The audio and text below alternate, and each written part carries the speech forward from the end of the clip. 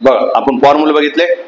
X raise to यांचं integration काय होतं +1 डिवाइड बाय n+1 डिवाइडला जातोय. साईनचं काय होतं मायनस कॉस, कॉसचं काय होतं प्लस साईन, सेक्स स्क्वेअरचं काय होतं टॅन 1/x काय होतं ln ऑफ x, अजून e रेस टू एक्सच. चेन मध्ये काय होतं जो फंक्शन वरती येतो जो आता डिफरन्शियल मध्ये पुढे येतो तोच कुठे जाईल आता डिनॉमिनेटर मध्ये. हे झाले. प्लस सी ऍड केला तर काय अर्थ होतो प्लस चा अर्थ काय घेतो आपण कॉन्स्टंट येतो आणि तो कॉन्स्टंट यूज करतो मी इनडेफिनाइट इंटिग्रेशन साठी. आणि दुसरं डेफिनाइट इंटिग्रेशन मध्ये काय होतं तुम्हाला लिमिट दिलं जाईल. मग आपण जे काही शिकणार ते कोणतं शिकणार फक्त मी डेफिनाइट इंटिग्रेशन शिकवणार आहे. इनडेफिनाइट वाला जो डेफिनाइट करतो डेफिनाइटच्या मध्ये फक्त आपण लिमिट फुट करतो, इनडेफिनाइट मध्ये फक्त काय लिहितो प्लस सी लिहून येतो, बाकीचं काही करत नाही. प्लस सी ची व्हॅल्यू काढण्यासाठी प्रोसेस असते पण ते आपण शिकणार नाही. तर आपण काय करणार फक्त इनडेफिनाइटच सॉल्व्ह करणार आहे, लिमिट पुट करून काय करणार त्याला डेफिनाइट. ठीक आहे. आपण स्पेशली इनडेफिनाइट शिकणार नाही. काय शिकतो आपण आता डेफिनाइट इंटिग्रेशन. चल जसं की अजून एक सांगितलं जसं मी म्हटलं असतं 4dx. आता मला सांगा 4 काय होईल कॉन्स्टंट होईल ना, कारण की इंटिग्रल कोण आहे x आहे. मग 4 बाहेर निघून येईल आणि dx चं तर इंटिग्रेशन काय होऊन जाईल dx चं इंटिग्रेशन काय होऊन जाईल x ना, मग उत्तर काय आलं 4x. लॉजिक क्लिअर आहे. मी जर म्हटलं असतं साइन x आणि इथं लिहिलं असतं मी डी थिटा. आता मला सांगा इंटिग्रल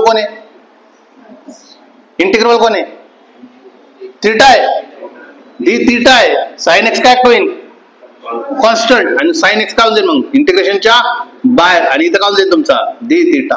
मग साइन x आणि डी थिटाचं इंटिग्रेशन काय होऊन जाईल थिटा. dx चं इंटिग्रेशन जर x बनत असेल डी थिटाचं इंटिग्रेशन काय बनलं पाहिजे. हे लॉजिक क्लिअर आहे. आता कॉन्स्टंटचा जसं कॉन्स्टंटचा डेरिव्हेटिव्ह काय बनत होता डायरेक्टली 0 घेतो ना आपण, इथं काय कॉन्स्टंटला बाहेर काढा आणि जे पण इंटिग्रेबल असेल तसं. ठीक आहे. चला मग आता क्वेश्चन बघा. आता मी म्हटलं इथं 2 आणि इथे घेतलं मी 4. अप्पर लिमिट काय 4 आहे, लोअर लिमिट काय 2 आहे. मी असं म्हटलं असतं x² dx. तर तुम्हाला मी आता जर सांगितलं काय 2+1/2+1 असं होईल ना, आणि त्याच्यावरती असं लिहायचंय काय 2 आणि वरती काय 4.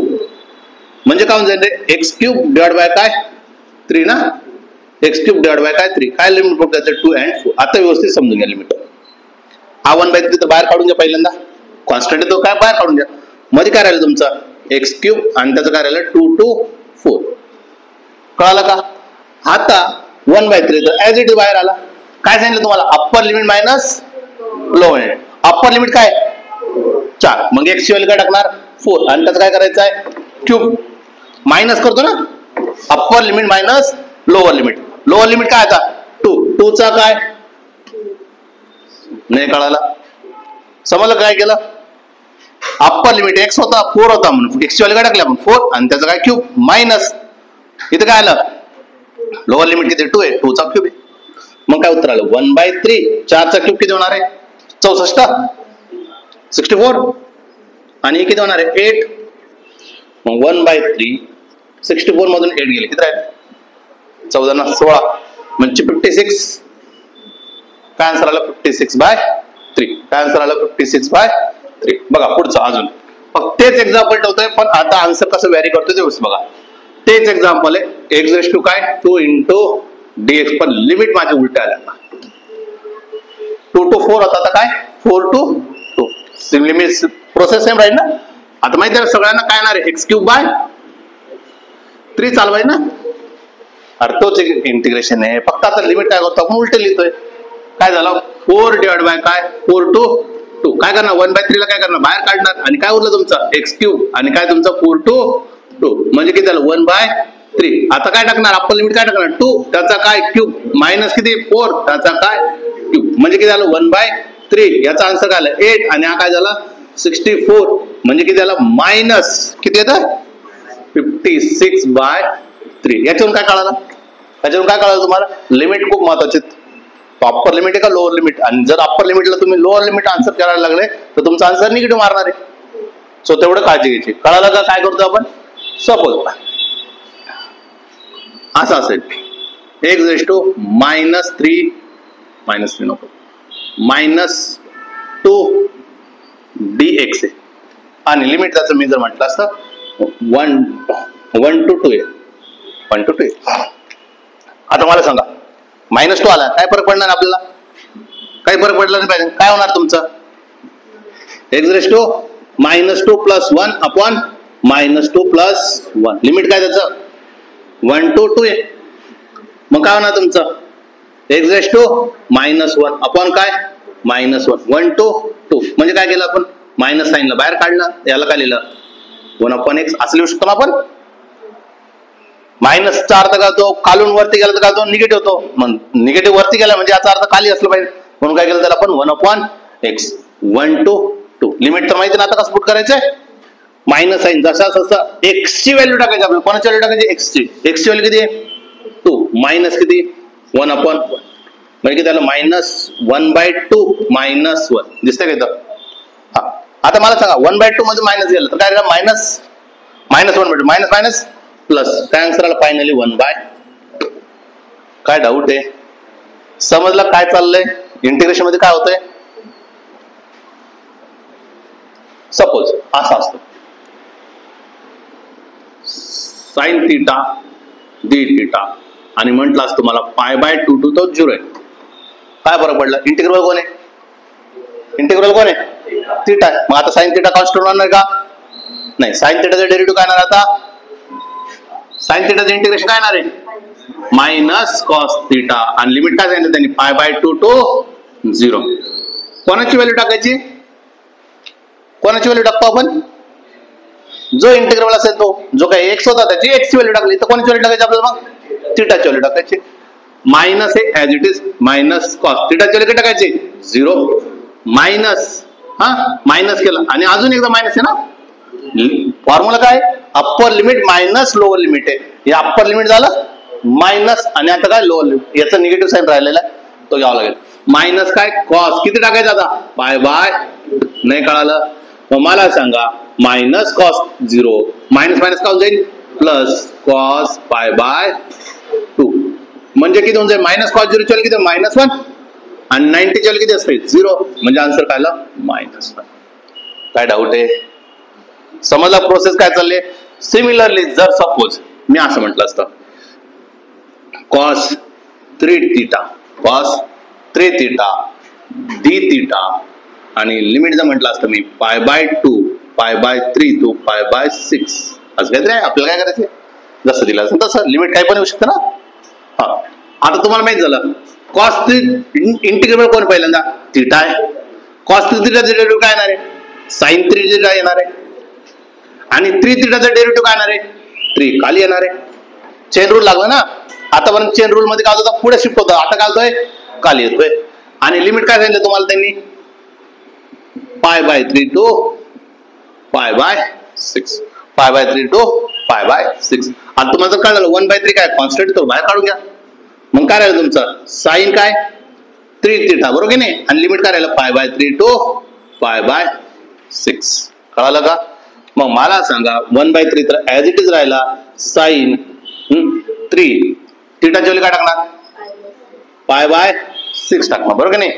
मायनस करणार साइन 3 किती टाकायचं? π/3. काय डाऊट आहे? Upper limit minus lower limit. 3 एका 3 3 2 7 3 एका 3 3 3 गेट कॅन्सल. काय उरलं तुमचं? 1/3. किती उरलं? साइन 5 मायनस साइन π/2 आहे ना. Sine π/2 minus sine 5. मग काय उरणार आहे finally? 1/3 as it is sine ची π/2 म्हणजे साइन 90. साइन 90 ची व्हॅल्यू किती? 1. साइन 90 ची 1 आणि साइन ची व्हॅल्यू किती? 0. किती झाला? 0. म्हणजे फायनल आन्सर काय आला? 1/3 इंटू किती? 1 आणि 1/3 इंटू 1/3 किती झाला? 1/3. काय डाऊट आहे? सिंपल आहे. इंटिग्रेशन कळालंय. काय करतोय? उद्या फक्त ऍडव्हान्सला जाऊ. बघ, जर सपोज आता आला e⁻x dx आणि x ची व्हॅल्यू जर त्यांनी सांगितलं 1 to 0 पुट करा, असं काहीतरी पुट करायला लावलं, e2 0 काहीतरी पुट करायला लावलं. आता मला सांगा e रेस टू एक्स काय येणार आहे, इंटिग्रेबल पण एक्सच आहे आणि फंक्शन पण e रेस टू एक्स आलेलं आहे, म्हणजे काय लिहिणार तुम्ही e रेस टू एक्सच लिहिणार ना, आणि लिमिट काय लिहिणार त्याचं 1 to 0. मग काय करायचंय e रेस टू किती टाकायचंय 0 मायनस e रेस टू 1. मला सांगा एनी रेस टू 0 काय असतो 1, एनी रेस टू 0 काय असतो 1 minus any raise to 1 any, मला उत्तर 1 मायनस. काय डाऊट आहे, जर सपोज असं काही राहिलं असतं ln ऑफ ln नाही, आता असं आलं असतं 1 upon x square into dx, असं काहीतरी असतं 1 upon x square into dx झालेलं आहे. आताच होईल ना, वरती गेलं तर म्हणजे हा झालेला आपला, तर घेण्यात काय अर्थ नाही. कळालं काय, अजून अजून अजून काय घेऊ, साइन झालं, कॉस झालं, चला हा x raise to root x देतो, रूट एक्स आणि लिमिट काय त्याचा 4 घेऊया आणि इथे घेतो मी 16. मुद्दाम तसं घेतलं लिमिट, कारण की रूट एक्स मधून बाहेर काढायचं मला. कळणार आहे याला, तुम्ही कसं लिहिणार रूट एक्स कसं लिहिणार एक्स रेस टू 1/2 लिहिणार ना, एक्स रेस टू 1/2 लिहिणार आहे. रूटला काय लिहितो आपण 1/2. लिमिट काय सांगितलं त्यांनी 4 to 16 आणि इंटिग्रेशन काय राहणार dx ना, dx ठेवावं लागणार आहे, dx इंटिग्रेशन मग काय इंटू काय झाला dx, याचं काय होऊन जाईल, याचं काय होऊन जाईल एक्स रेस टू किती 1/2 प्लस 1 डिवाइड बाय 1/2 प्लस 1, जास्त क्रिटिकल. चला असो, कळालं काय, 4 आणि किती 16 काय होणार x raise to 3/2 divide by काय 3/2, लिमिट काय 4 to 16. हा काय होऊन जाईल डिनॉमिनेटर डिनॉमिनेटर न्यूमरेटरला निघून जाईल, म्हणजेच काय होऊन जाईल 2/3 बाहेर काढा आणि एक्स रेस टू किती 3/2, लिमिट काय त्याचा 4 to 16. काय करायचं एकदा काय करायचं 2/3 लिमिट पुट करताना एकदा काय एक्सची व्हॅल्यू काय टाकायची 16, एक्सची व्हॅल्यू काय टाकायची 16 raise to 3/2 minus 4 raise to 3/2. याचा अर्थ काय होतो 3/2 चा अर्थ काय होतो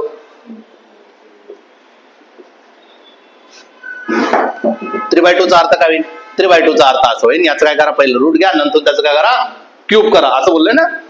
जर 16चा रूट घेतला किती होईल 4 आणि 4चा काय करायचा क्यूब मायनस 4चा स्क्वेअर रूट घेतला किती राहिलं 2 आणि त्याचं काय करा नंतरून क्यूब, मग करा 2/3 आणि 4चा क्यूब केला तर किती होऊन जाईल 64, किती होणार आहे 64 मायनस 2चा क्यूब केला किती झाला 8, म्हणजे किती झाला 2/3 आणि किती होऊन जाणार आहे 56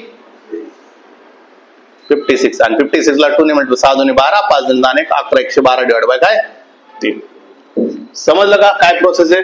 उद्या काय होणार आहे इंटिग्रेशन मध्ये जसं की आपण ऍडिशनचे टर्म्स आणले होते तेवढंच आपण शिकणार, ठीक आहे.